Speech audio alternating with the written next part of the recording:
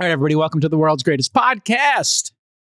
With me again today. The world's number one podcast. Yes, the world's number one podcast. We came in 8th last week, I think, for those of you looking at the iTunes rankings, which is absurd. We've only got to beat Ben Number Shapiro. 8 across all of Apple? Something like that. Yeah, whatever their top episodes are on the weekends. Well, that means we crushed on Spotify then. Probably, yeah, I would guess. I don't know all the rankings, but... And I guess on YouTube, we got labeled with some COVID thingamajig. I mean... So what is going on at YouTube? What a joke. Like, literally, you're labeling COVID at this point? I mean... What a joke. Oh, my Lord. So, I guess we have to, at the top of the show, talk about the fundraiser. And I guess this, like, Vinod Khosla came in hot this week and attacked the Besties. Let's play the clip. What is your sense of the shifting winds in the Valley around politics? I think for a very long time, the Valley was seen as sort of a liberal bastion. But, you know, if you listen to Elon Musk or you listen to All In podcast and that gang and others, it seems to be shifting potentially towards former President Trump. Is that just a small pocket, or do you think that that's a real shift in terms of the way the Valley's thinking politically? The first thing I would say is All In podcast and some of the supporters there are not based in the Valley. I would say there's a bunch of MAGA extremists in every part of society, and I hope we can prevent them from destroying democracy, which is probably the most important issue we face. All right, Zach, why are you destroying democracy? Now that's a good bit, Jake. Now that's good. Let your winners ride. Rain Man David Sack. And instead, we open source it to the fans, and they've just gone crazy with it. Love you, Besties. Queen of Quinoa. All right, David. Vinod was at the conference. He got a little chippy here. Maybe he got a little bit out of line. He was a little bit out of line. What's your take? A little bit. A little bit. A little bit. Well, first of all, Vinod should realize we're not MAGA extremists or extremists of any sort because he's at All In Summit last year. He was great. Yeah, we liked what he had to say. Productive. And I certainly don't dispute his expertise and track record in tech. But in addition to that, then he's saying that we're not based in Silicon Valley. We're not from Silicon Valley. We've all been here for decades. And then he doubled down on that in a tweet. So that's weird. A bizarre statement. Maybe he thinks he gets to define people in or out of Silicon Valley. I don't really understand it. But to be frank, this is one of a series of statements that he's made recently that I can only call insulting and childish. First, he had this tweet that he said that Trump supporters were lacking in empathy and caring. Then he had another tweet where he said that Trump supporters weren't teaching good values to their kids. This caused Sean McGuire, who's a partner at Sequoia, to quote tweet him saying that I think that I'd rather raise my kids to grow up to take after Ivanka Trump than Hunter Biden. Yeah. And that got like something like 20,000 likes. And it was one of those brutal ratios I've ever seen on a tweet. So in any event, I mean, this is just one in a series of partisan tweets. And look, I think you can take whatever position you want on a political candidate. I can understand if he doesn't like Trump. A lot of people don't. He's raising money for Biden. That's fine. Doesn't bother me at all. Yeah, he just had a fundraiser like 2 weeks ago or something. Yeah, right, exactly. That's not an issue at all. But what I do take offense at is labeling millions and millions of ordinary Americans as somehow lacking in empathy, lacking in caring, not being good parents, because you don't like their support for Trump. Yeah. And I think that is a statement that frankly reeks of being cocooned in an elite bubble for way too long. And let me just explain. If you look at where Trump's support is strongest, it's really in middle America, in sort of the heartland of America, of what in between the elite states. Basically, the part of America that coastal elites dismissively refer to as flyover country. Sure. And it's a lot of the industrial Midwest. And frankly, that part of the country has not had the same type of economic experience that we've had in Silicon Valley. Of course. They have not been beneficiaries of globalization. Or equities, you know, and they're in the working class, and the working class in the factories got gutted, yeah. That's it. Well, yeah, look, if you're in one of the handful of export industries in America, and I'm talking about if you're in Hollywood or you're in big finance or you're in software, then globalization has been great for you because it has created huge global markets for our products. However, if you're in an industry that has to compete with global exports, then it's been very bad with you. And blue collar workers have been hurt, labor's been hurt, people who work with their hands have been hurt. They have not benefited in the same way from the system that we've had in this country for the last 30 years. So you can understand why they would not be so enchanted with elite thinking. Of course. And I think to then label those people as lacking in caring or empathy or not being good parents because they haven't had the same economic ride that you've had for the last 30 years, and then it's a blind spot. You are the one who is fighting a legal battle to kick some of those people, the public, the off surfers a at his public beach. Yeah. Kick the public off of the public beach in front of your beach house. And then you're saying they're the ones lacking in empathy? Dude, look in the mirror. Yeah, I mean, listen, the great irony of this is, as you know, the Democrats were supposed to be the party of the working people, and Biden was supposed to be the pinnacle of that, like fighting for unions, fighting for the working person. And so they've just lost that whole thing. And I'll say, it feels like a lot of people are tilted because they defeated Trump and now he's back. And so that tilts a lot of people. Like there was a lot of effort, a lot of energy, and a feeling of success that Trump was ousted. And the fact that the guy is now the front runner to be president again can be very tilting after feeling like you've already won the battle. And guess what? It's back. I will also defend Vinod real quick. I'll say, having known Vinod for a long time, he's an investor with me. He's a guy I've come to appreciate and think highly of. We had him at the summit. he was great at the summit. He was great at the summit. It was awesome. If you listen to his thing, he said the listeners of the pod, and then he said MAGA extremists. So they're not based in Silicon Valley. I think he was referencing that the listeners of the pod are not based in Silicon Valley and they are MAGA extremists. I couldn't hear. I think what he meant to say was, and some of the supporters there are not based in Silicon Valley, meaning like the supporters. Chamath, your thoughts on Vinod's comments? Yeah, I think Vinod's comments are a microcosm of something that's a little bit bigger than just him, and I think is roughly emblematic of the mainstream media, which is, I think the four of us have found over the course of these last 4 years doing the podcast, a rhythm where there's a whole diversity of views. We've always respected each other. We've learned from each other. And each of us have taken turns expressing something that the others have ended up converging on. That's not a holistic statement on every issue, but it has happened. And that's an incredible example of how you should figure things out from first principles, especially things that matter.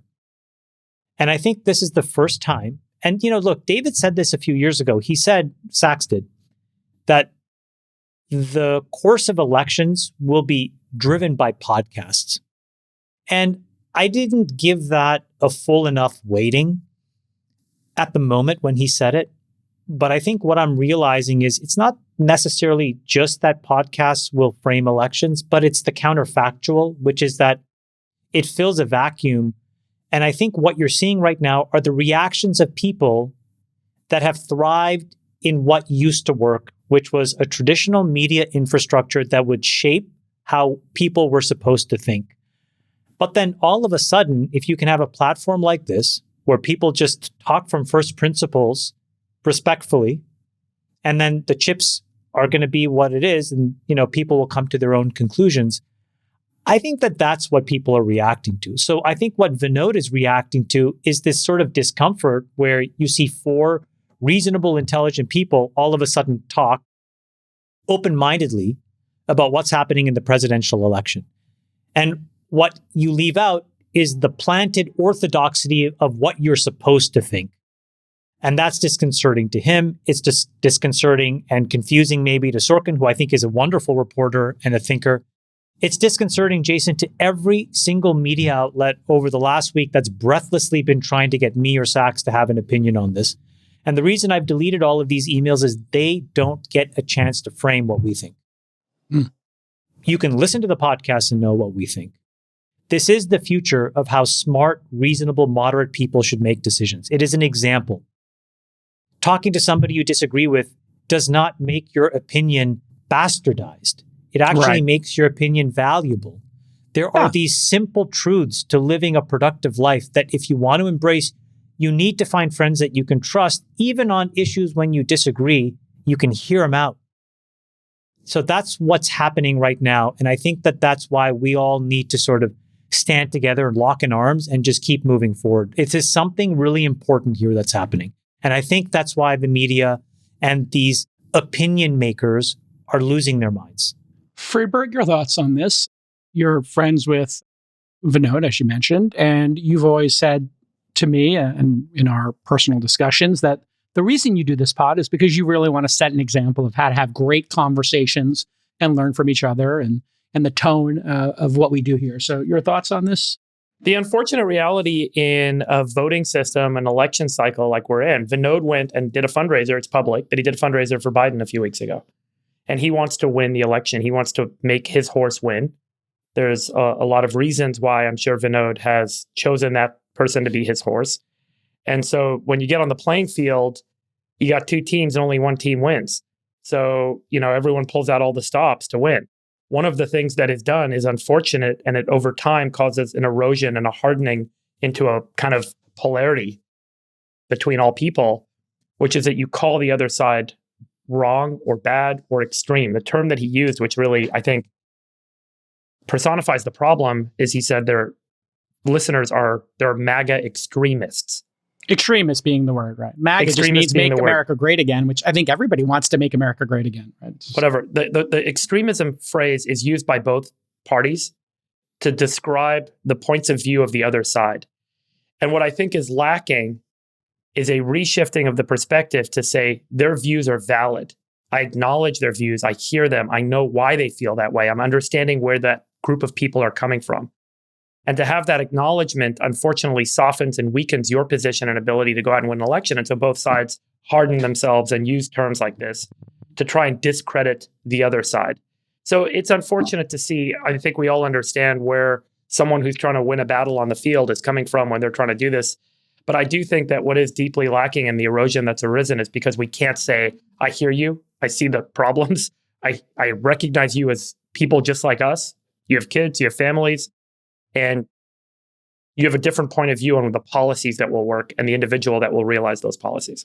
I also think it's important to make sure that we reiterate again, at the sake of being pedantic, the facts, which is this is a nonpartisan show, and it is a platform that has showcased and given time to Democrats and Republicans and independents. Yeah. And they've all taken us up on it. So that thought by Vinod is at best incomplete and more appropriately just stupid and factually wrong. That's a good point. Larry Summers spoke at the same conference that Vinod did. Larry Summers, Dean Phillips, Bobby Kennedy, Chris Christie. I mean, this is a spectrum of people that we are bringing on. Again, so that Sheryl Sandberg, you can hear from Jared them. Kushner. Yeah. Jared Kushner. You can hear from them in an unfiltered way and come to your own conclusion. That's why we were number 8 last week. That's the exact reason why. And I think that that's very scary because instead of power brokers being able to filter an opinion, you now have an opportunity to just hear it for yourself, discuss it amongst your friends, and come to your own conclusion. So we have always been bipartisan here, and we will continue to be bipartisan. The second thing is, and I just want to say this again, I have asked the White House for President Biden to come on the show. Oh, come on the show, please. Yeah. Yeah, we've offered the exact same thing. We are just waiting. People really don't want me to be friends with you guys. They want me to end my friendship with you, Chamath. They want me to end my friendship with you, Sachs. And these are people who are mutuals, I just want to say. And I want to just tell them all equally to go themselves here. You can bleep out the F word. I'm not picking my friends based on their political parties or their leanings or who they're supporting for president. The way I look at this, Sachs, is at this point, we're all Americans. We're in this together. America survived Trump's presidency. America's going to survive Biden's presidency. The democratic process, it is very messy. Everybody gets to have a voice. And let's just pause for a second here and open up the aperture. Let's be thankful that everybody gets to have a say. Let's keep it from getting personal. Half the humans on this planet Earth do not have a voice. The one thing that's trending in the wrong direction globally is people living in a democracy. It's the one thing not getting better.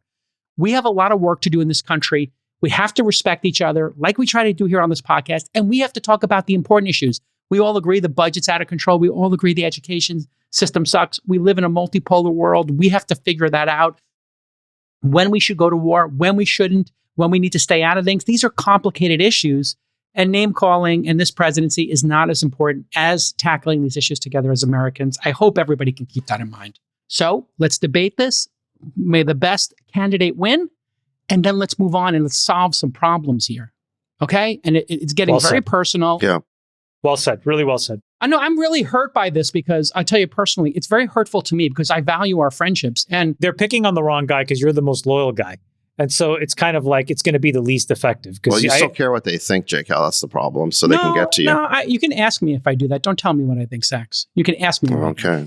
I actually care do you about still people. Care about what they think? The two of you bicker like brothers. It's no, so we funny. do. But I know I just have to retrain Sachs that he can't tell me what I think. Retrain, okay. Yeah, no, because you do that. You put words in my mouth. For all listeners, I just want you to know they've been bickering like this for 20 years. So it's the funniest thing because it just never stops. It happens even worse offline when we're not on the show. It's unbelievable. Nonstop. You're ruining it, Jake. You're just ruining it right now. No, here's the thing. I respect, all of my friends, and I like having a diversity of opinions. That makes life more interesting for me. And then to tell me I can't be friends with this person, that person, the way I grew up, my dad had a bar, Hells Angels, cops, firefighters, just everybody was allowed to come and hang out at the bar. Like we're here, we're having a discourse. Everybody's welcome for a seat at the table. LGBTQ, were they allowed? All of them, the entire rainbow. What people haven't figured out yet is that cancel culture is over. Virtue signaling is over. Absolutely. DEI is over. It's all this off nonsense. trend, not on trend. And the people who are still tweeting these blanket statements and they're trying to demonize the entire other side with unfactual, unfounded pot shots are just making fools of themselves. And you can see that in the reaction on X. All right, let's move on. Wait, we have some breaking news here. Oh no. Just to put things on a happier note. What happened? Did Uber get bought by Tesla? Apple? Just launched the Tesla Mezcal. Oh, breaking news story. Hold on. It's a breaking news story. Tesla has launched Mezcal. In that beautiful lightning bottle. I just ordered my bottle of this like 2 seconds ago while we were doing the show. Uh-oh. Because this sold out in like 2 hours before. And now the bottles of the original Tesla tequila go for like $2,000 now on eBay. God. Breaking news. So get yours now if it's still Smoky Mezcal. There you go. Wait a second. Is this going to compete with the all-in? A little bit. A little bit. Uh-oh. Well, it'll be all sold out by the time we launch our bottle. We're both going to be sold out. We're both going to be sold out. Like everybody can see that. Everybody can win. It's not a zero-sum game. Everybody can secure the bag. All right, let's get into the docket. Enough of the self-referential. We're all influencers now. Did you guys see my deck this month? We're all influencers. We're all influencers. Absolutely. Absolutely. There's a lot of federal regulation going on around AI, as we know, regulatory capture. Shout out to our guy, Bill Gurley, who did a great talk last year about this. On Wednesday, the New York Times reported that the DOJ and the FTC had struck a deal on how to go after AI incumbents. Here's the terms of the deal. And again, this is all breaking. The DOJ gets to investigate whether Nvidia violated antitrust laws. They didn't specify what they're going after here, but it could include the Nvidia use of CUDA software to lock customers into using their GPUs, or maybe how Nvidia distributes their GPUs to customers. There's a lot of regulation around that. And the FTC takes the lead on looking into OpenAI's conduct and Microsoft's AI deals. Obviously, there's been a ton of those, including acqui-hires, et cetera. And then just this morning, the Wall Street Journal reported that the FTC had opened a probe into Microsoft's deal with Inflection AI. That's the one, if you remember, where they bought the staff and then did some fakaka crazy commerce deal where they gave them a bunch of money, I guess, to bail out the investors. And that one is as conflicted up and down as you could possibly imagine. They note Microsoft structured that deal in a way that could avoid regulatory scrutiny. You heard that here first, actually. We talked about this concept of a shadow acqui-hire on this very program when we saw it, because we'd never seen a deal like that. It includes that $650 million licensing fee. All right, there's tons of other angles here. But let's start with you, Chamath. What are your thoughts on this regulatory capture and NVIDIA's ascension?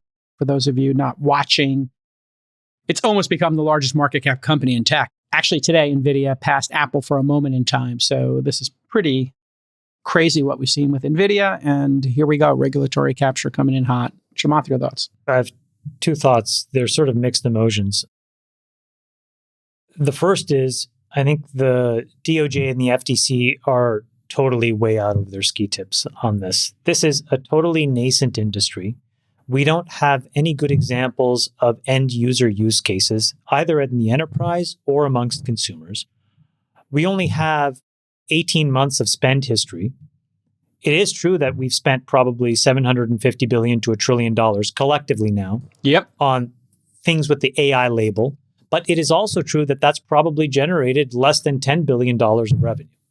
So I don't see what they're exactly investigating in an extremely immature market where we haven't yet seen one cycle of boom and bust so that we know what we're actually dealing with. So it's way too premature, and it's just people afraid and tilting at windmills. The second part, the part that's mixed though, is we are seeing a clever form of deal making that these huge hyperscalers are doing to work around the traditional constraints that you've had on businesses. Jason, you and I worked at AOL in a moment where AOL paid a very dear cost for essentially round-tripping revenue. Microsoft had to go through a huge DOJ inquiry and a settlement decree, and they were in the penalty box for most of Steve Ballmer's tenure as a CEO. A lost decade, yeah. And the handcuffs came off when Satya took over that business. So I think what I'm trying to say is folks have become extremely sophisticated at replacing round tripping with these complicated TAC 2.0, whatever you want to call it, credit-oriented deals. They'll finance you to buy their own chips. All of this stuff has to be scrutinized a little bit more. So that part I support. But all of a sudden, launching an antitrust investigation makes no sense. So I really think the inquiry should be coming from the SEC about, is this real revenue? That's actually the key issue. And this goes to, Chamath, what we talked about. Like, if we're going to police something, tactics make sense, not future competition, which has been Lena Khan's sort of approach to this. And she's only going to be in the position for another couple of months if the election goes the way it's going. So this might all be moot. Freeberg, I want to get your thoughts on this. We had that great talk, 2,851 miles from Bill and regulatory capture at the summit. You can look, it would be in the show notes if you haven't seen it. It's a great talk. Freeberg, your thoughts on this? I don't know what regulatory capture Nvidia. Are you talking about regulatory capture of Nvidia? Just regulatory capture in the framing of AI. Is it too early? Hey, we're not even in the first inning here, and already we're going to start investigating everybody, and it just seems premature. Yeah, one of the silly aspects is they just passed this law in California. Newsom warns against perils of over-regulating AI. Oh, good. Governor Newsom warned on Wednesday against stifling the burgeoning AI sector. I mean, Newsom is well informed by the tech community, so sure. I don't think and he's also an intelligent person, so I don't think he kind of, fall quickly in line on this one. But the way that the statutes were written is there's a definition on the size of a model, which in and of itself is very quickly changing. As we know, we've seen recently significant reductions in model size that actually improve performance overall of the model for specific applications. And it's very likely we end up seeing a lot of more smaller targeted models being used in specific applications instead of one massive general purpose model being used, or networks of smaller models, which is where I think the industry is going. And if that's where things go, then the statute doesn't even matter. It makes no sense anymore. And that shows you, I think, how quickly things are changing. They go and they get, quote, experts' opinions. In a couple of months, those experts come back. They're like, here's the size of a model that you need to be regulating. And then the legislators run and they write the code, they pass the statute, and all of a sudden, it doesn't even make sense anymore. So yes, I don't think we really know where this technology is all falling out at this point. And I think it's very difficult to have the government kind of reach in too quickly to try and identify what they should and shouldn't be allowing to happen from a free market perspective. Your thoughts, David Sachs, especially in light of the fact that it's looking like we're going to have some regime change in Washington, and the FTC is going to turn over, obviously, if that happens.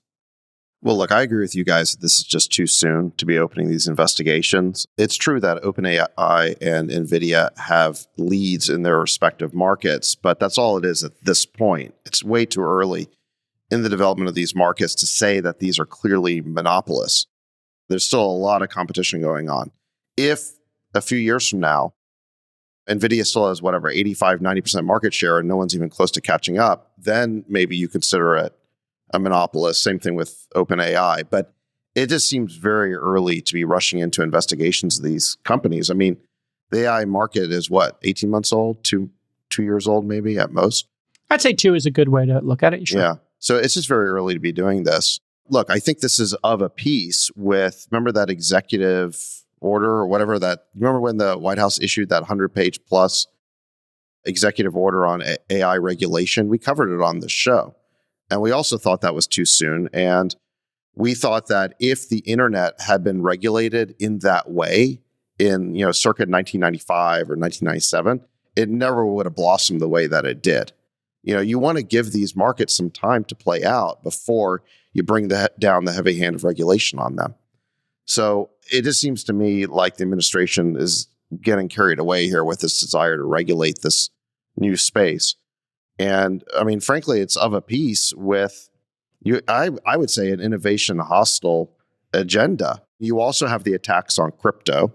You just had Biden veto a bill that would have finally given crypto a regulatory framework in the US. It passed with 60 votes in the Senate, including Democrats like Chuck Schumer, and it still wasn't good enough. And it was based on a framework, I think, that came from the SEC. Yeah. But Biden is basically in the Elizabeth Warren camp that he's going to give no quarter to crypto. So you've got hostility to AI. You've got hostility to crypto. You've got hostility to M&A. No one can get an M&A deal through right now. You put all these things together, plus you've got hostility to options as compensation in terms of the 25% unrealized gains tax. You add up all these things, and again, I think this is an agenda that does not benefit Silicon Valley at all. Well, and if you want to understand why people are coming to your fundraiser tonight, if you put all this together, it doesn't take a genius to figure out that if you're a venture capitalist or an entrepreneur and you want to see M&A and you want to see entrepreneurship and you want to see your companies thrive and you want to see your employees get rich and have options, Biden is basically handing the election to Trump. It's like he's doing everything he can to basically alienate Silicon Valley. And capitalism. And you're exactly right. And innovation. I wouldn't even say it's Silicon Valley. It's like if you're going to go and build things that are at the bleeding edge, the government used to be the most critical supporter of that, right? If you think about space or defense, these were areas, the internet itself, the government was the partner of private industry to make sure that there was no regulation and that really, really forward-looking innovation could happen. That should be their role.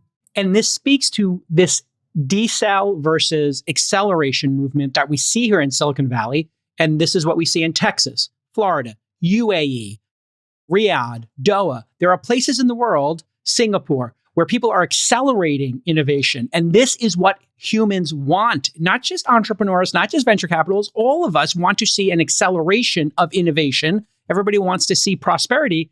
And if you put yourself up as the decel candidate, we're not going to allow M&A. We're going to screw with options. We're going to do all this stuff. People are just not going to vote for you. And people want crypto legal. So take the memo. The fact that the Democrats can't field a candidate that aligns with what humanity wants is absolutely mind-boggling. This is why I think Biden's getting hot swapped this month. You heard it here first. Gavin is going to be running for president. It's going to be Trump and Gavin. They are hot swapping Biden after this first debate. Biden is going to get demolished by Trump in the debate. It's going to be elder abuse. He's getting wiped out and hot swapped. You heard it here first. Well, there's a lot of conspiracy theorists online who agree with you. A lot of tinfoil hat speculation that he's going to get switcherooed. Hot swap. But look, I think you make the correct point, which is, I didn't really think about it this way, but you're right. Biden is the decel candidate. And nobody wants that. Also, Trump has shown a learning curve where he recently has been saying positive things about crypto. Yep. And he's always, I think, been more pro-economic growth. He was a real estate developer from the private sector. He actually understands the economy. So there's no question that he would be more pro-innovation, much more pro-innovation than Biden. And to your point about this is one of the reasons why people are coming to the fundraiser, I had someone from the campaign said something very interesting to me. She said that we've never seen this many new donors at an event before. So we're turning out the new donors for this reason. Yes. And, we're not going to be intimidated by people calling us names. It's like, look, in any normal election, people in an industry would vote for the candidate who they see as most aligned with what is good for them, Listen, their families, Sachs, their industry. If you made a list, let's just make the list here right now. Make the list of things Trump is in support of, right? And Republicans are in support of right now. They're going to be pro M&A. They're going to be pro crypto. They're going to be pro less taxes. They're going to be pro law and order. You know what? That's where I align. Those are the things I want. So if you just list the issues for me, despite how I might feel about Trump and some of the things he's done, he checks off all my boxes. He checks off all my boxes. And I think that's what's happening here. And, you know, people were scared to come out and say, this person checks off all my boxes. The Democrats need to realize they're out of sync with America. They're out of sync with powerful people in America, especially the donor base. They're the D-cell candidate party now. And they just have to flip this thinking. They're going to get demolished. It is going to be a landslide at this point. People want jobs and prosperity. From your lips to God's ears. Do the hot swap. I mean, I don't really have a lot more to say. I think you make a great point. Take the win. I mean, and crypto is such an obvious win. And you know what? Trump's anti-EV right now, he's been wailing on EVs. I guarantee you that's the next thing. I bet you next week he comes out. Next week, within the next 2 weeks, here's my prediction. Trump says, you know what? EV is not so bad. Remember, he's been saying EVs, nobody wants these things, we're subsidizing them. I bet you next week or maybe in 30 days, I'm making a prediction here. You bank the prediction. In 30 days, Trump comes out magically in support of EVs. Well, I just think that his point is that people shouldn't be forced to buy EVs. Right. I mean, but he's going to tone it down. I don't think he's against them per se. I think he's against people being forced.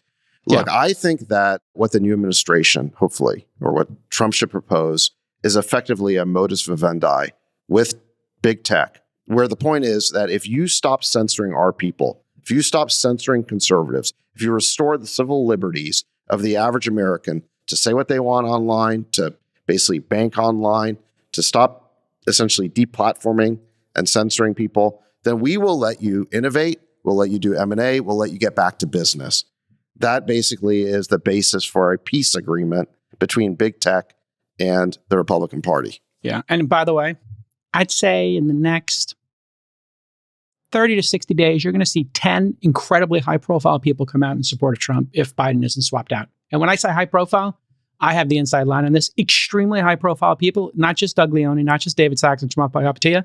It is going to be about 10 high-profile people who are much higher profile, respectfully, than Chamath and Sachs and Doug Leone. So just wait for it, folks.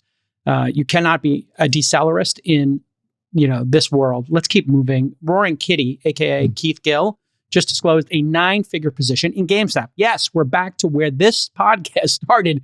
We're talking about GameStop and stonks. As crazy as it is. And E-Trade is considering suspending his account. This is going to take a little bit of background. I apologize here. I don't mean to monopolize. They're deplatforming him. Here we go again. Quick background. You remember the first basically viral moment for this podcast, this AI moment. I remember I was in Tahoe skiing, was the GameStop saga back in 2021. Thousands of retail investors following this individual, Keith Gill, were posting in this subreddit called Wall Street Bets, if you're not familiar. And they created a massive short squeeze and they sent the stock flying. Robinhood halted the trading. Remember, Vlad came on. That one all went crazy. We covered that all. And then Keith Gill went silent for the past 3 years on Twitter and Reddit. He said nothing. Then on May 12th, he posted this meme on X, which has been viewed 28 million times. Now, if you don't know this meme, this is the lean forward meme when you've got a game controller in your hand. It is a way to signal like, hey, we're getting to the boss level. It's going to get exciting. Here's your GameStop chart, folks. You see that first peak? That's when we reported on it back in 2021. And here we go again. It just had a slow ride down for 3 years and bink, popped up again. So GameStop stock tripled at the posting of that meme. Why is this important?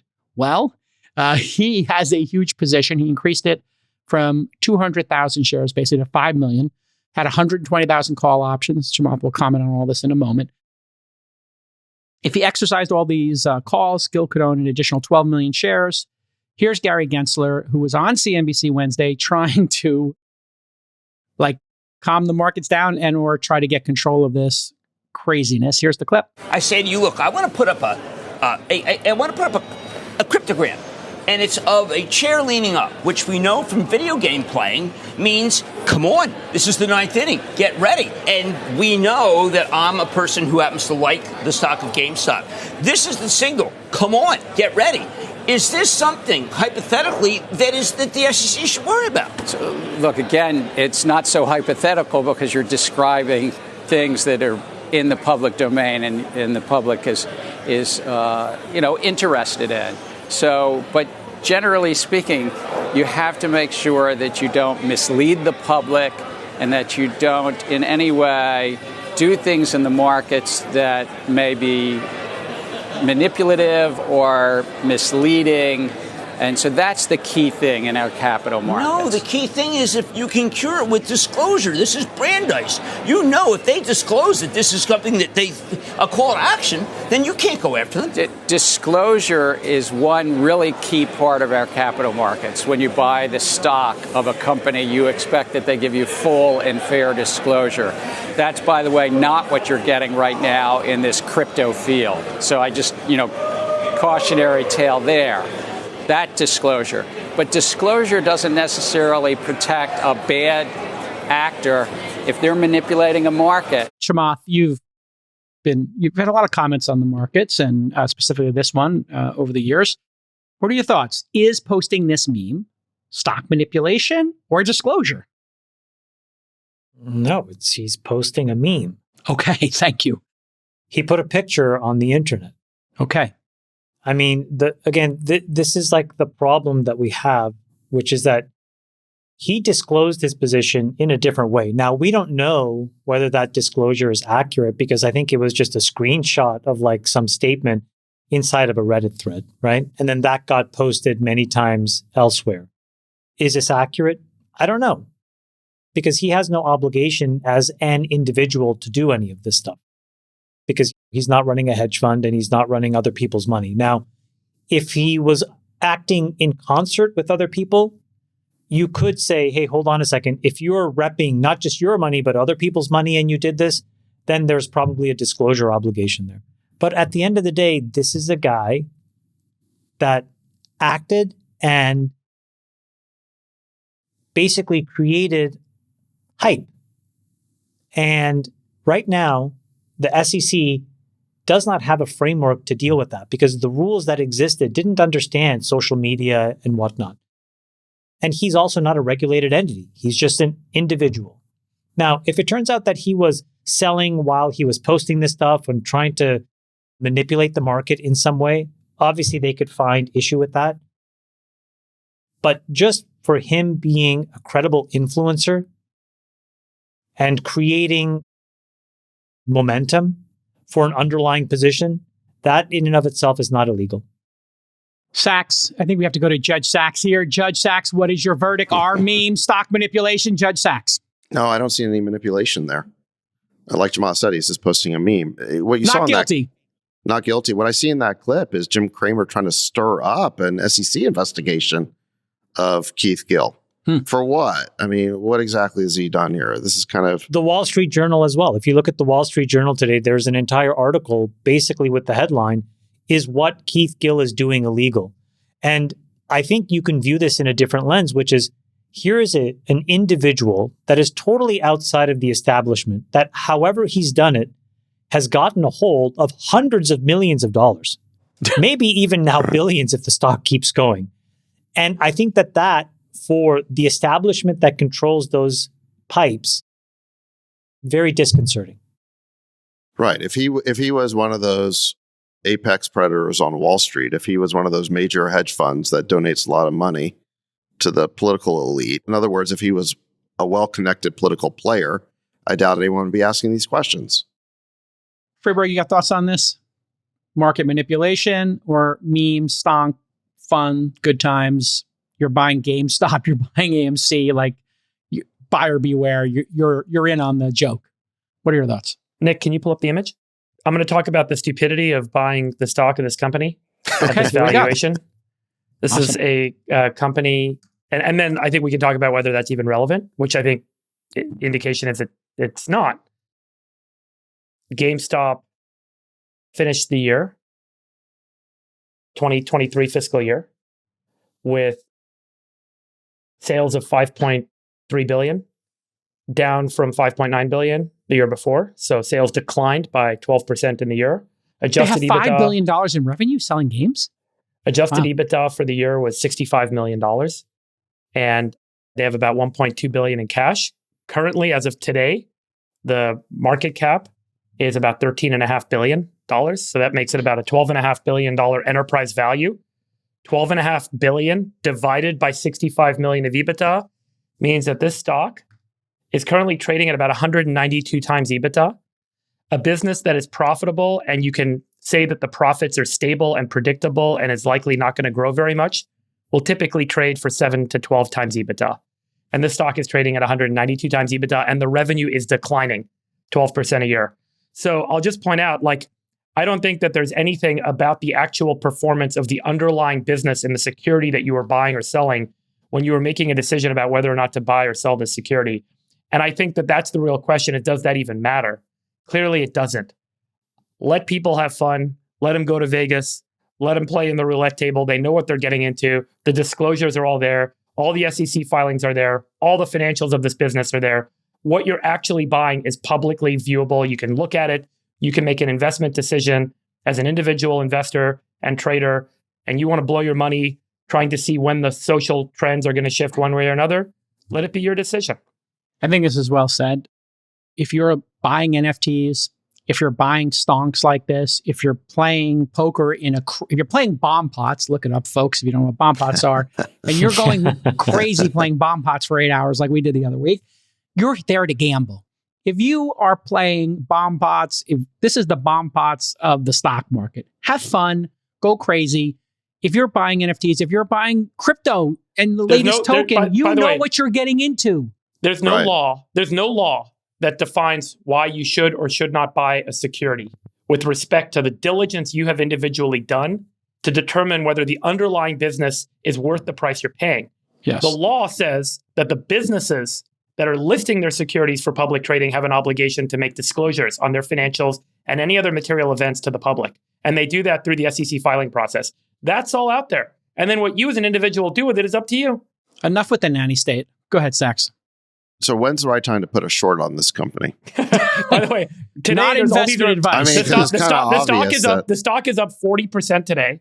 And then there's these reports that came out yesterday on a bunch of very big hedge funds that put very big short positions yesterday on the stock, and it's up 40% today. So they're all going to get margin called. So this is where you see the same thing that happened last time where, what was that guy's name? The Capital, what's that guy's name? Melvin Capital. Gabe Plotkin.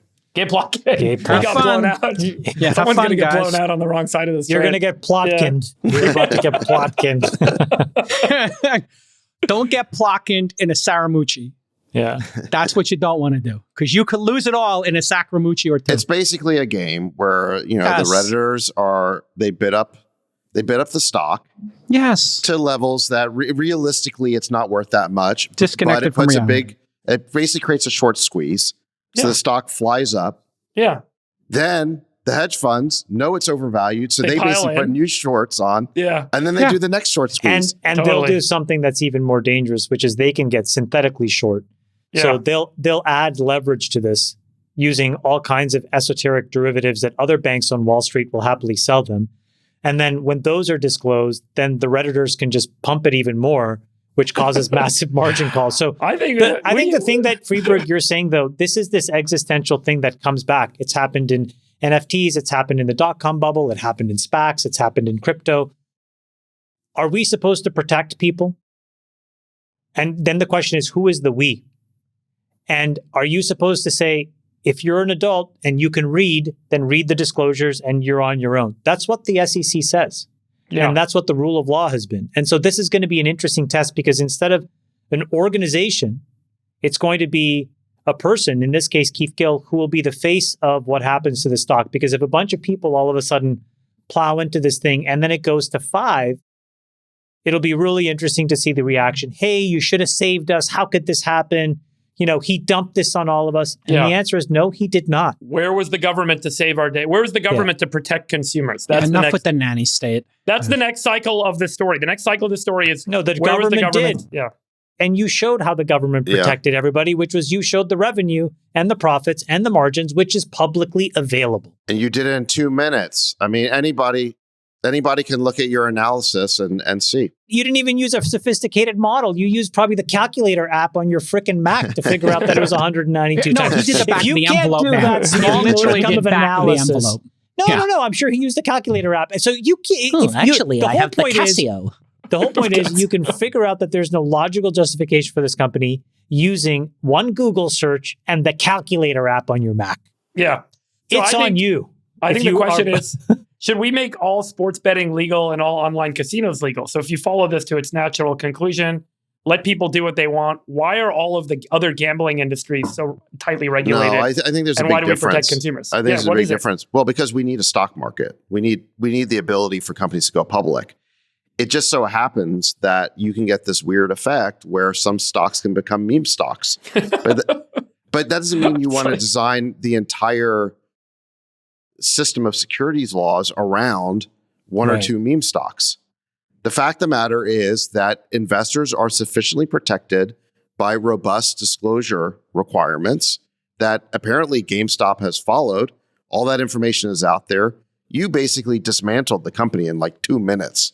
So anyone watching this show has all the information they need not to buy this stock at 190 times earnings, okay, if they choose to follow that information. Yeah. The other thing that you're saying, which is really important, is you have to remember what the capital markets and the stock market is there for. It's not meant for this. This is a small little cul-de-sac, but the overwhelming majority of the capital markets and the equity markets is to allocate excess capital to good ideas. That's what is usually happening. There's a bunch of us that will put a bunch of our money into things because we think it's the right thing to do. And that is the overwhelming majority of what is happening in the stock market every day. And David's right. Every now and then, one of these things randomly comes up. And every period of time, there'll be a few parts of the market that go crazy. But the reality is that's not what the overwhelming majority of the actions, and that's not why the securities also there. Have you guys seen this guy? His name is Tim Nackey on Instagram. So what this guy did, this guy's incredible. So this guy went out and he basically bet 10 cents in online blackjack because he's legally allowed to do it where he lives. I think he's in Australia or something. Oh, yeah. That's 10 cents for every follower he has on Instagram. So over the last couple of months, he's been racking up the bets. And he ended up doing these $100,000 plus bets because he got to over 1 million followers. He ran this thing up to over $1 million and he quit. But it's now he's formed a blackjack syndicate. So everyone wants to kind of pile in and bet with him. I think that there's this really interesting phenomenon of social betting. Everyone wants to be in a group together. He's got hundreds of thousands of people that have put money in. This is so great. And then he goes and does this online gambling. Nick, pull the video up I just sent you. Watch how this guy, and he's so entertaining. He's awesome. Oh man, this could be deadly for Sachs. Sachs didn't know about this. 72 going to blackjack and betting 10 cents for every Instagram follower I've got. There are 940,000 of you weapons with us now. So a $94,000 bet coming right up. Alrighty, ladies and gentlemen, we have a $94,000 hand going on the line for the 940,000 of you weapons with us. 90 on the button, 2K. Each of the side bets. This bloke definitely gloves up both hands on the golf course. Never has a blackjack hand stood to have such an impact on my life. I'm not healthy. Four's gross. 7 versus 6. That might be a double down. That might be a double down. Are we doubling down, Sachs? What are we doing? I'll take 3. That's a double down. That's a double down. That's a double down. Yeah, definitely double down. 10. God damn, you go 10 for me here. Of course, we're counting cards. 18. We'll take the 18. God. We will take the goddamn 18 and play to these punting lords. A glorious day for the 10-10 with the 10-10 on. Can I get the job done again? That'll do. That's so fucking done. Way in the back pocket. You little beauty. I will see you tomorrow, you smug son of a. Oh my God, this is so great. This guy is so good. Sachs, do you know about this? That's some serious degeneracy. It looks so fun, though. Look at so fun. All in syndicate. Let's go. One hand a day. There's only one a day. Oh my God. And every day his follower count goes up. So every day he bets more, and then and he ran this thing up to $1 million of profit. Oh, it's so good. I haven't seen Sachs this awake during the pod. You don't get the 10 cents. He keeps it from... He started this just by betting his own money, and he would put 10 cents down every day for how many followers he had. Okay. And so he started betting more and more of his own money, and so he now he's got a follower account that he can monetize. I'm saying, is it still all of his money that he's betting? So then, as of a few weeks ago, or like 2 weeks ago, he stopped betting his own money. He took the $1 million off the table. He called it a day, and he set up a syndicate. And now people send their own money in, and now he's betting the syndicate's money. I love this. And so everyone tunes in, and he does one hand a day, and he keeps racking this thing up. It's just... But what happens when he loses? Is there a day where he's lost a lot of money? Oh, dude, you got to watch it. Man, pull up a good losing video. It's so funny. I want to see what happens when he loses, like a this big is number. Great. Can we get this guy at the All-In Summit? He plays online blackjack, right? So there's always like a fake dealer, and he has all this hilarious commentary on the fake dealer, what they look like. To set up an account and a VPN right now. I'll be honest with you. This may get me back on Instagram. This is so good, right? Juicy. Oh. We should get this guy out to the summit. This guy's got to come to the summit and do a live hand with Mr. Tim Beast. Nacky. Big shout out. Is he on TikTok or no? Just Instagram? I think he only does Insta. Yeah, Tim Nacky. I haven't seen Sachs listen to Freeberg on this podcast more than he just did. That was incredible. You got Sachs's attention. Sachs, did you know you could play live online blackjack from your phone? Did you know this? Did not know that. This is important information for all of us. Big this is day coming up. There is 514,000 of you in here now and a $51,400 bet coming up. All right, day 60, a monumental day. We can hit the 50K button here. We will do $50,000 on the button. We'll go $800 on the 21 plus 3, $600 on the perfect pairs. This is by far and away the biggest bet I have put on a table in my life. We're trying to etch ourselves into gambling immortality. 14 plays 3! No! Oh, it's a disgusting pull on day 60 with all the marbles on the line. We will stand and look for 10-10 and bust. 10-10 and bust. 10-10 and bust. Come on, 10-10-10. The heroics to be a hero go King. Yes! Day 60! Stick that in your pipe and smoke it! Holy shit, pulled it off! Oh my god. We've broken the push streak with the adventures of Tintin, and you better believe that means I'll see you tomorrow, and I'll be betting even more. This guy's got great energy. Can he do one live on the show next week?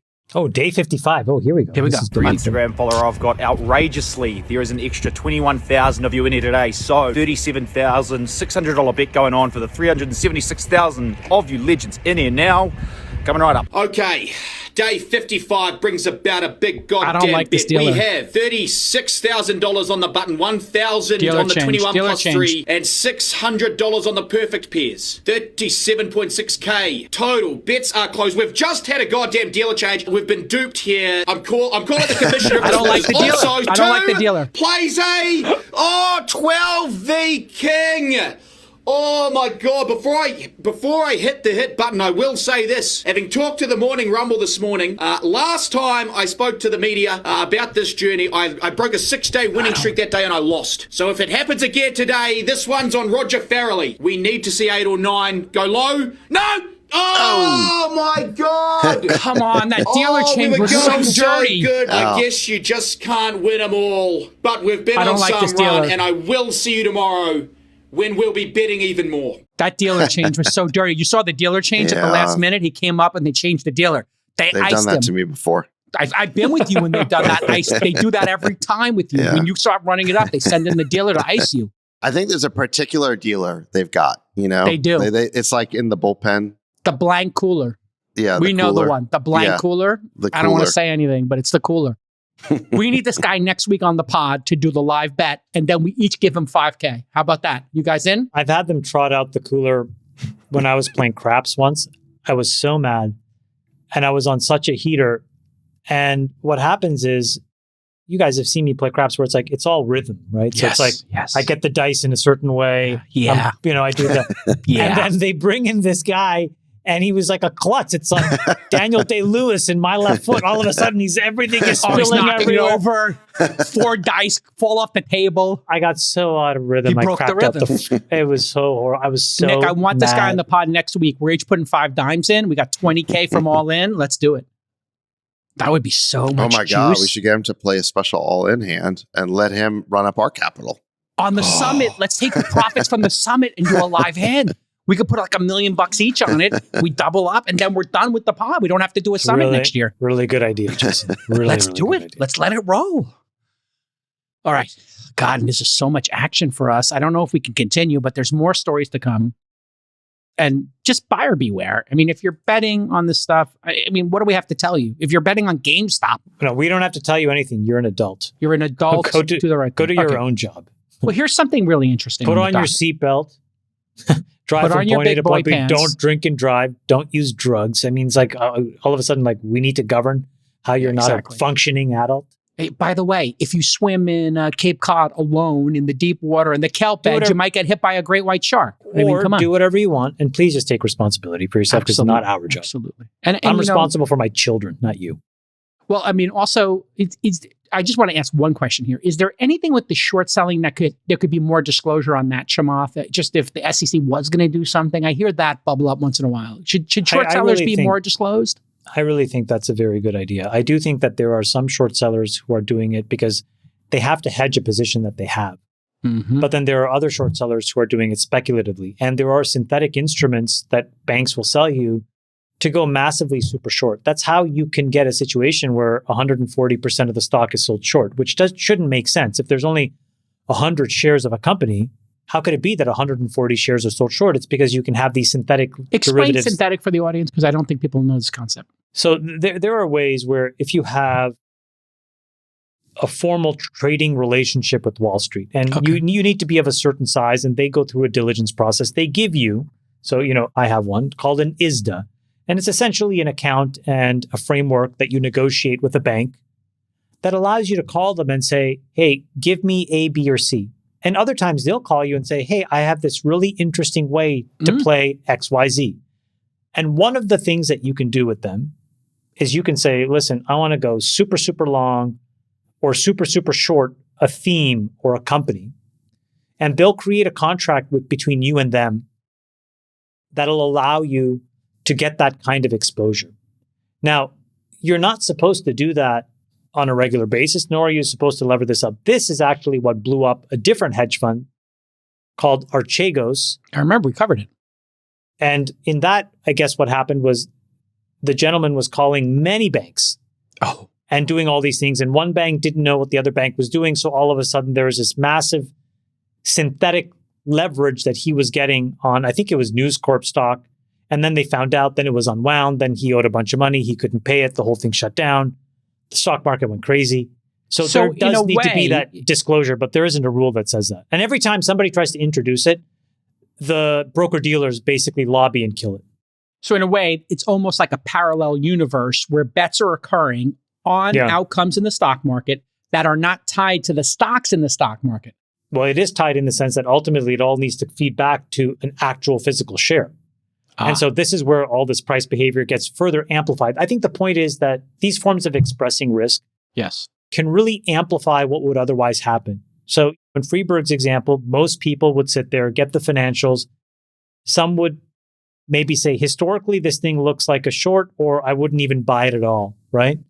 But other people may say, well, if I listen to the chairman and I think about the future, maybe I go long. That's a fine thing. You can enter the stock market and do that. But all this other stuff amplifies all these things to a degree that we're not really used to. And let's be honest, the people who are betting, I'll use the word betting here, the people who are betting on these things are not looking to get a 7% return or beat the average. I mean, they're looking to double their money in 48 hours. They know what they're getting in for. They're just walking up to the roulette table and putting 10K on black or red and then clapping and seeing 5 reds in a row and saying, oh, it's got to be black next. I mean, they're Philhelmuthing this. They don't say that when they lose the money. No, of course not. Yeah, no personal ownership here. Well, here's an interesting thing that's sort of related. A little bit of jurisdiction shopping or placing of companies and products continues, and Texas is very hot in this regard.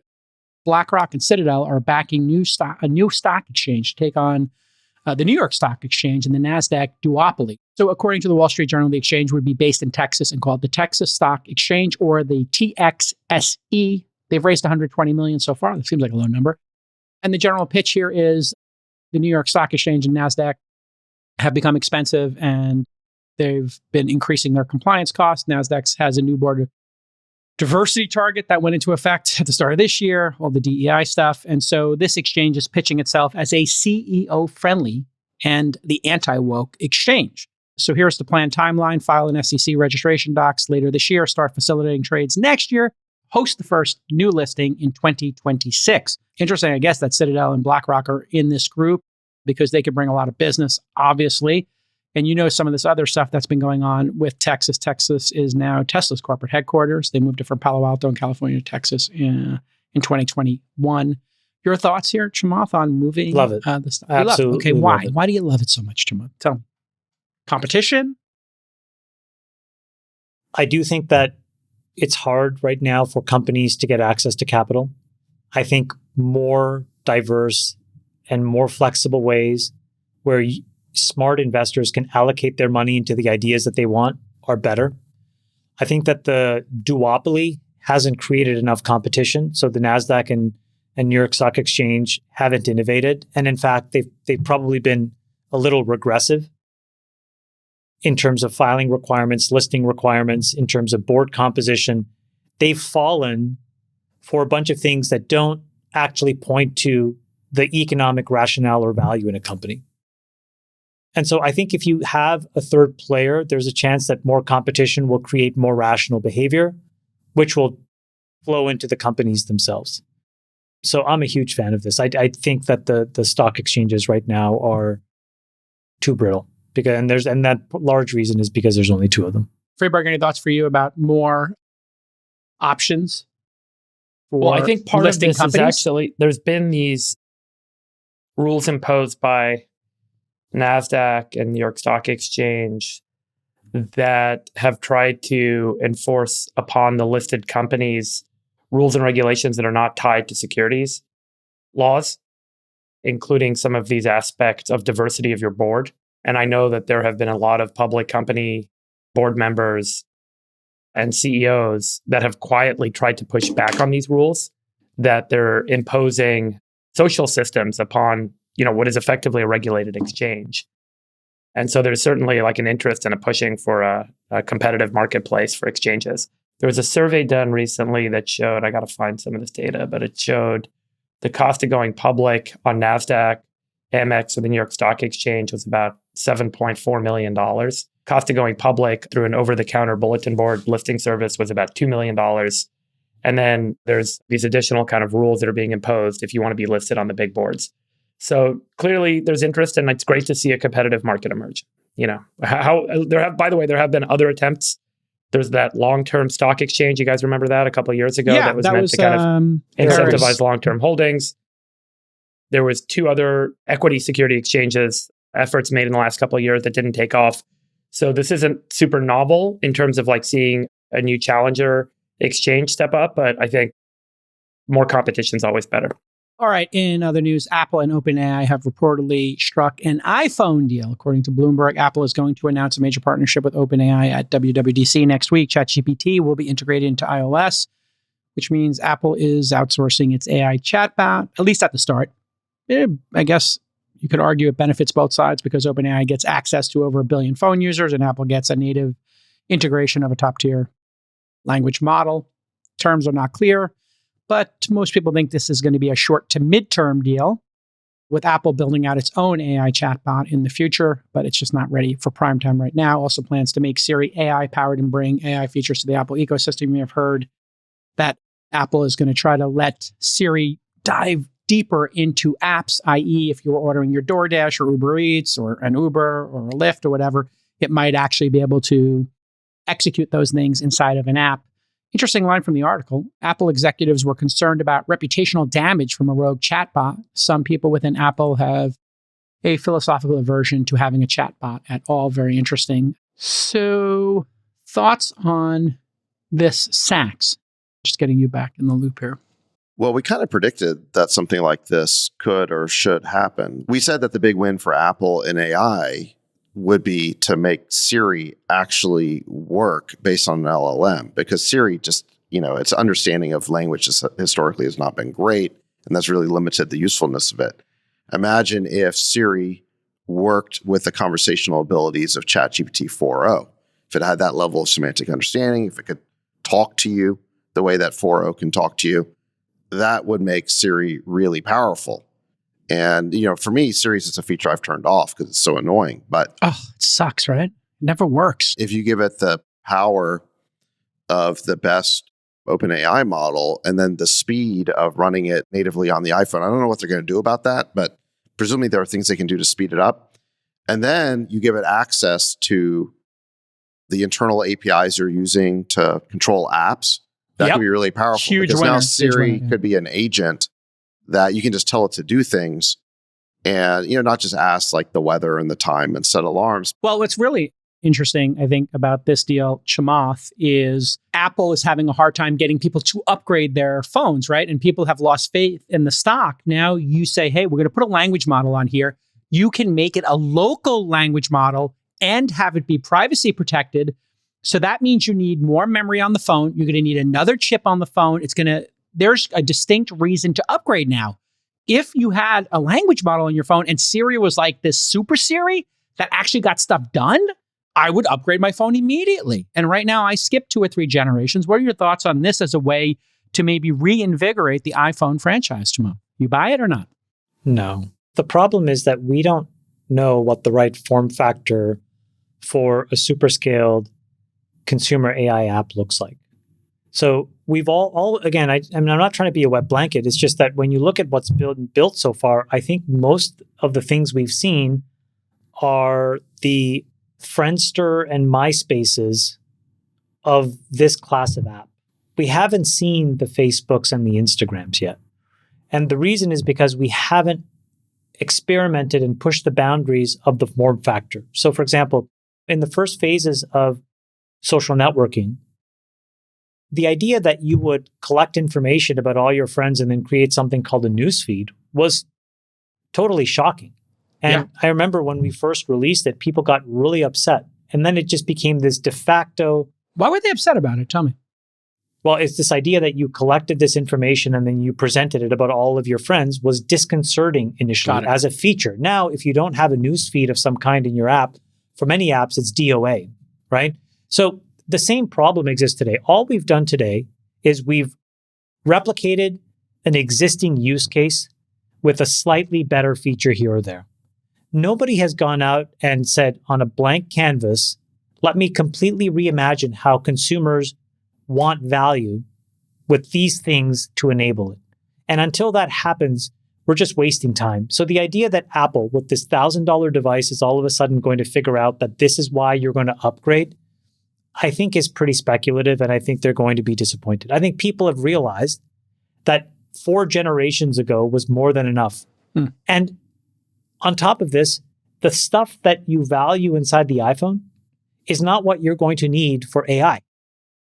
So, actually, spending $1 trillion billion on the 4th camera lens is not going to be what solves this problem.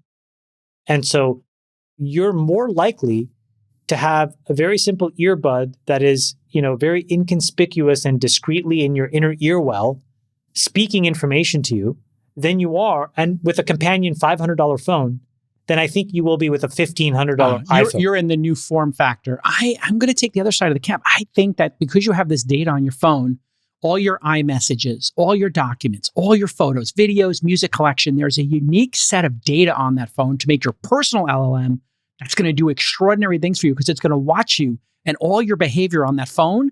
And man, if I could have a personal LLM that's been watching me order very specific sushi rolls or, where I send my Ubers, what type of Ubers I like, what music I play, I feel like that LLM you don't personalized need to me. My point is you don't need a $1,500 device to do that. So if you spend $1,500, I'm talking about the data set. It's so cool. Don't you agree? The data set is not so cool? Uber has the data. DoorDash has the data. No, Apple has you're missing my point. The data of me clicking on the screen, that pattern. That is not Apple's to collect. It's not. They're not I allowed. think it is. I think they'll collect it, put it in there. You would have to encrypt you would have to fundamentally change the SDK. The idea then that Apple can take a tax on that is outrageous. I think the whole app economy would blow up if Apple tried to do that. I think it's the opposite. I think the app economy would thrive. You'd have this great thing where I could tell it order the same thing I ordered on DoorDash. I encourage Apple to try to change the terms of service and see what happens. Okay, Freeberg, your thoughts on this? Any thoughts? No. Okay, well, let's get to this. It's time for Science Corner. Temperatures in the Atlantic Ocean are alarmingly high. Freeberg, couple of weeks ago, we saw this crazy chart on the X about the Atlantic Ocean temperatures pre-Hurricane Katrina right about now. And take us through this because it's very disconcerting. There's not much to talk about except to highlight this image, which shows, again, we talked about this a few months ago, hot ocean temperatures drive hurricane and tropical storm activity because as the wind, the air above the ocean starts to move, the energy from the ocean gets pulled out, like things cool down, the water cools down, but that energy actually goes back into pushing the wind to move faster and faster. And that's how tropical storms, cyclones, and hurricanes are formed, is warm ocean temperatures. And there's been this kind of persistent warming since last year in the Atlantic, in this particular region where all the hurricanes form. And normally the hurricane season starts kind of, call it August to October. Right now, we are seeing temperatures that are so far beyond what we've seen anytime historically. This image that you're looking at here actually compares the ocean temperatures right now in the Atlantic to where we were at the same time period in 2005, which was a record hurricane year, obviously with Hurricane Katrina, right? Yeah. And so the National Hurricane Center, a lot of the climatologists are forecasting that over the next couple of months, we could see and should expect to see probabilistically much larger, stronger, bigger, more frequent hurricanes than we've ever seen historically. So we'll see if it plays out. Just a very small tidbit of news to share.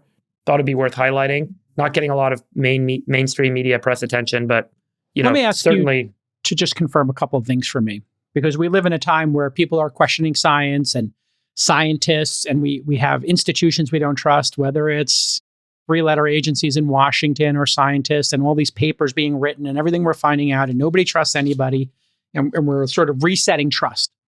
I want to just ask you, as somebody I trust as a scientist, number one, global warming, temperatures increasing, putting aside, what we do about it. Temperatures in the ocean, it is undeniable, are increasing at a rate that you would describe as concerning. Am I correct? We have not seen in the modern era temperatures in the ocean like we're seeing now. That's a fact, right? Okay, so I'm not going to do this whole big prognosis on everything all in one, because I think that's where people feel like there's room for discrediting things. I'm trying to atomize this. Yeah, we can be very specific about things. Here's an example. Yes. So this is the sea surface temperature going back to 1981. Okay. And as you can see at this point in the year, and the temperature oscillates because of the way the Earth tilts towards the sun.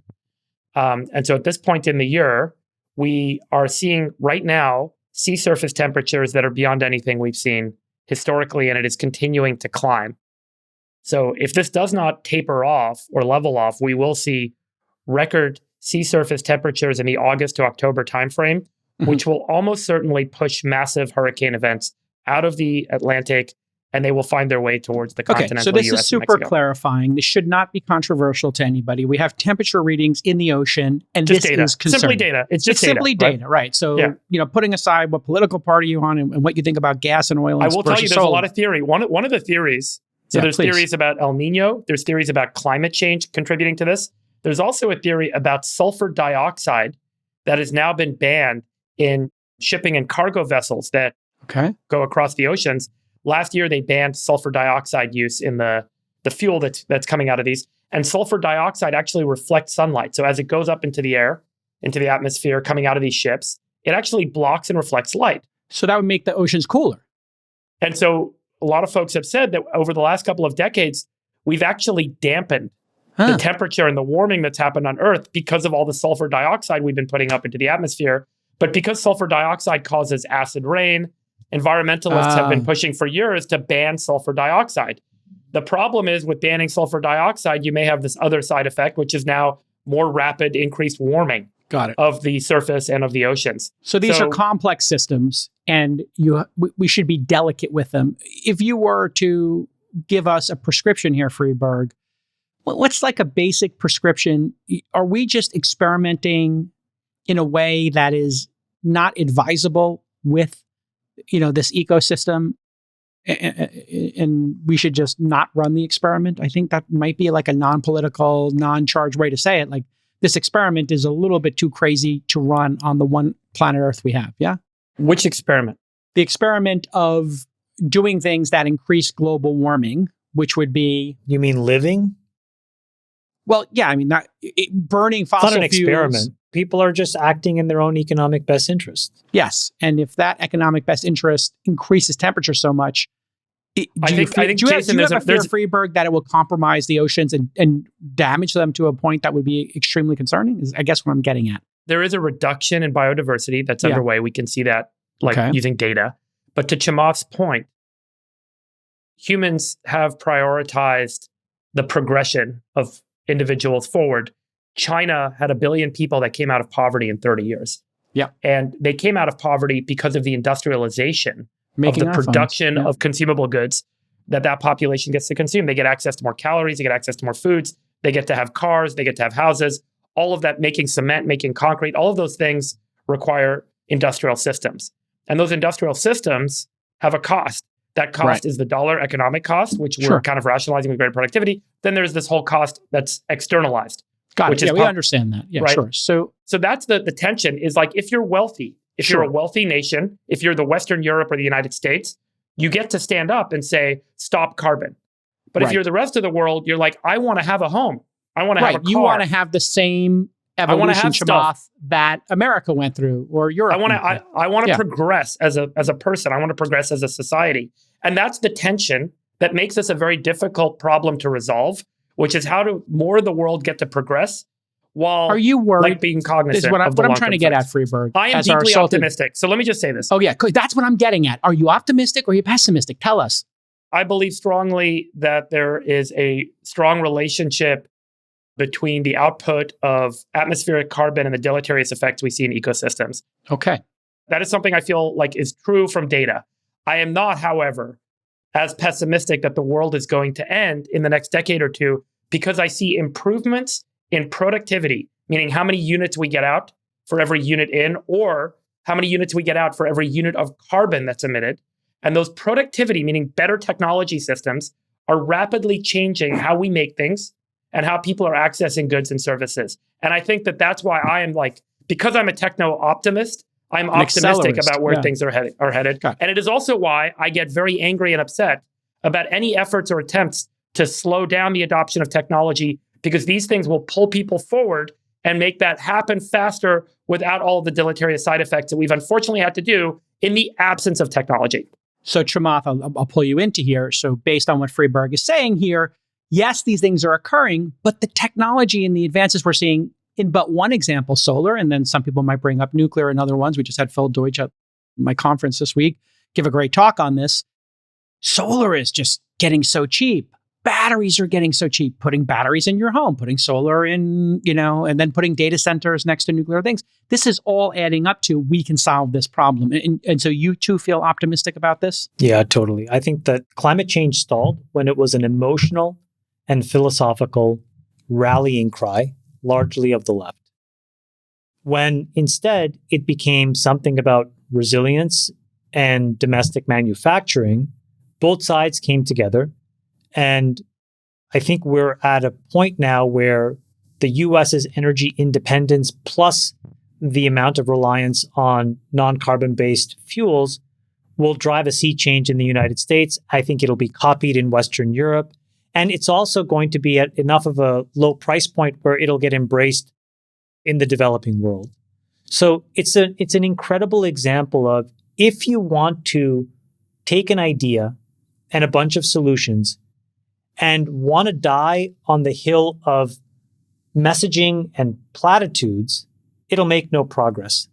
But if instead you're willing to sort of be less extreme about it and actually just frame it in economic value add, all of a sudden everybody embraces it and it just becomes obvious.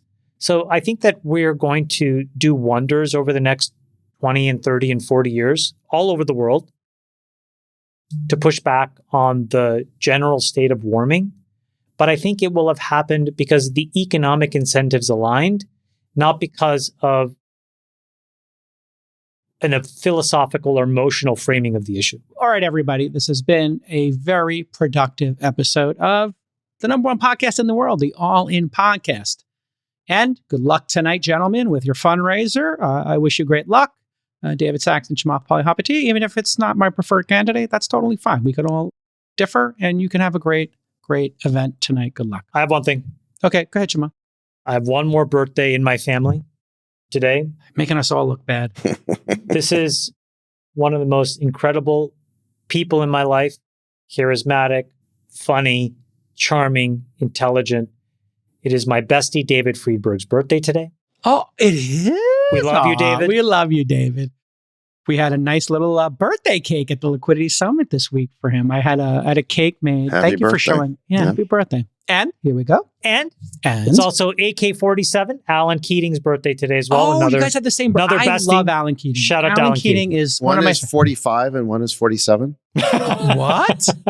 Here we go. Did we just say that? It's karma. Do you know the significance of that? Of course. He's going to win all the odd number elections. And there we go. Here we go. I think it's a sign. It's a sign. Listen, I wish good luck to you all tonight. I hope that it goes off well for you gentlemen. And listen, I would love to have Trump on the pod, would love to have Biden on the pod. Like all things, we just want to have a great conversation here. We keep it respectful. Sometimes it gets a little chippy, but we love each other. And we love you, the audience, for participating in this. Don't fall for the mainstream media's nonsense in trying to divide and conquer. We got important tasks to do and problems to solve in the world. And the way we do that is through great conversations. Hopefully we set a tone, an example for everybody else of just how to do that. We still love each other, and we sometimes some elbows get flown, and it's all good. Chamath, Sachs, good luck tonight. Friedberg, happy love birthday. You, boys. And bye-bye.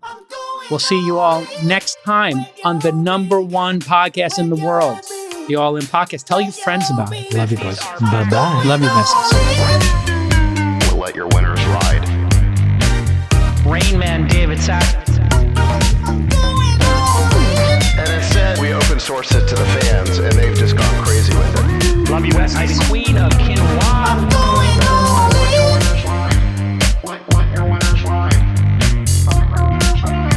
Besties are gone. That is my dog taking a notice in your driveway. Oh, man. My haberdasher will meet me at Clinton. We should all just get a room and just have one big huge orgy because they're all just useless. It's like this sexual tension that they just need to release somehow. Wet your beak. Wet your beak. Your feet. That's gonna be good. We need to get merch. Besties are back.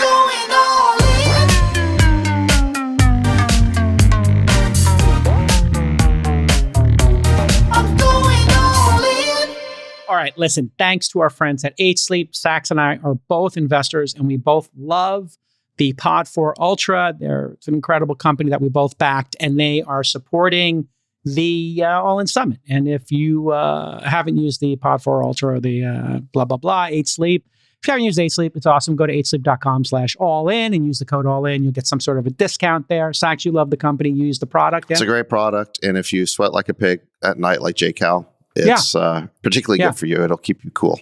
Absolutely. We'll keep you cool. And if you're up all night because you have so much anxiety about Ukraine, like Zach, and you can't sleep and you're doom scrolling and tweeting all night, maybe this will help you go to bed finally, which I'm watching those tweets. You're staying up too late, Sachs. Get some rest here and use 8 Sleep to do it. And thanks to our friends over there, 8sleep.com/all-in. Code all-in. And you get like $300 or something like that off the price. Really good deal. And we love the company. Okay, last year at the All In Summit, we had a wonderful talk by Jenny Just, and they have a very cool program called Power Poker. They're holding a 2024 summer boot camp and tournament for women only. So for the ladies out there, if you want to learn how to play poker, just like the Besties and Jenny Just, you can join this 4-week training class, get unlimited playing time, and you play in a tournament. I'm going to come and play in one of the sessions. But here's the great part. We donated a ticket because we think it's worth encouraging women to join the poker community. And so there's a $7,500 All-In Summit 2024 ticket at stake. There's only 80 spots. Go ahead and join at pokerpower.com/summer-bootcamp. pokerpower.com/summer-bootcamp. It's going to fill up quick. I know a number of the women who work at my venture firm launch have joined, and they're looking forward to learning poker again. 80 spots. I think they charge $100 just to make sure you show up. And there's an All-In Summit ticket there for you. You can actually see the video of this podcast on YouTube, youtube.com/@allin, or just search All In Podcast and hit the alert bell, and you'll get updates when we post. And we're going to do a party in Vegas, my understanding, when we hit 1 million subscribers. So look for that as well. You can follow us on x.com/theallinpod. TikTok is all_in_talk, Instagram, the All In Pod, and on LinkedIn, just search for the All In Podcast. You can follow Chamath at x.com/Chamath, and you can sign up for a Substack at chamath.substack.com. I do. Freeberg can be followed at x.com/Freeberg, and Ohalo is hiring. Click on the careers page at ohalogenetics.com. Okay, everybody, follow Sachs at x.com/David Sachs and check out Sachs's Slack killer, Glue, at glue.ai. I'm Jason Calacanis. I am x.com/Jason. And if you want to see pictures of my bulldogs and the food I'm eating, go to instagram.com/Jason in the First Name Club. You can listen to my other podcast, This Week in Startups. Just search for it on YouTube or your favorite podcast player. We are hiring a researcher. Apply to be a researcher doing primary research and working with me and producer Nick, working in data and science and being able to do great research, finance, etc. allinpodcast.co/research. It's a full-time job working with us, the Besties. And really excited about my investment in Athena. Go to AthenaWow.com and get yourself a bit of a discount from your boy J Cal. AthenaWow.com. We'll see you all next time on the All In Podcast.